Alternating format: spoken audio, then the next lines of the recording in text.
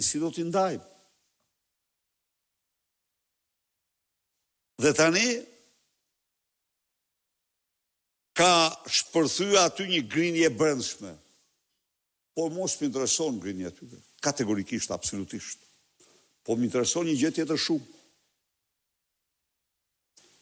Që është jashtëzakonisht e rëndë. Inxhinieri supervizues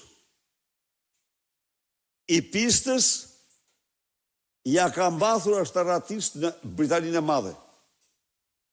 Dhe burime serioze më thonë mua që asfalti dhe pista janë jashtë të gjitha standardeve.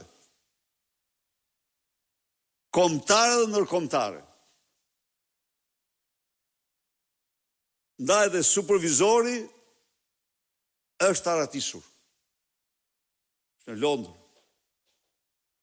Njeriu që ka përgjegjësi për çdo centimetër katror të cilësisë në atë pistë. Kjo përveç vjedhjeve të mëdha, kjo ka dhe një problem madhor, siguria e jetës njerëzish.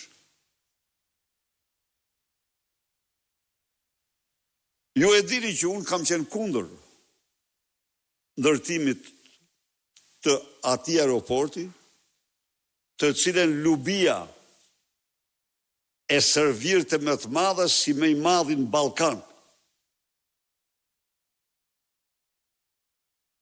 Më i madhi në Ballkan me krenari të madhe, se zori madh të shtrosh një pistë. Më i madhi në Ballkan.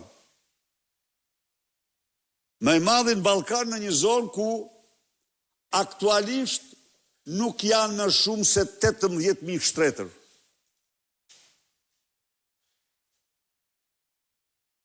Nga të cilët, si që dini, si që jemi dishmitarë të gjithë, 2 vit të fundit, mbi 80% e tyre zihen nga shqiptarë.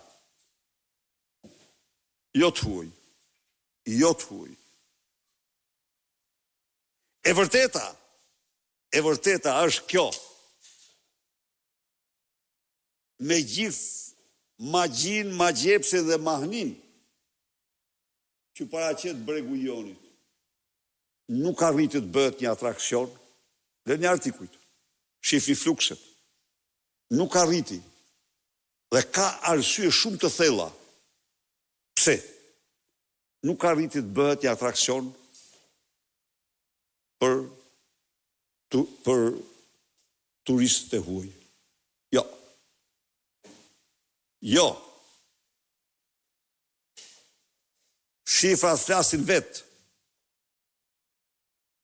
Pamjet filmike dhe të këtij vitit kaluar flasin vetë.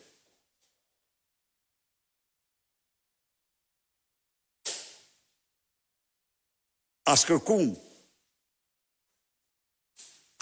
në asnjë lloj parametri, një aeroport aty nuk qëndron. Po, qëndron të plotësisht një aeroport i vogël në Sarandë. Ka qenë pista gati, ose qëndron të plotësisht një aeroport në zonën midis Firit dhe Vlorës, zonë të cilën përfshinte Beratin, Gjirokastrën, përfshinte të gjithë jugun. Dhe jo vetëm Bregun. Por këto janë njëri aspekt.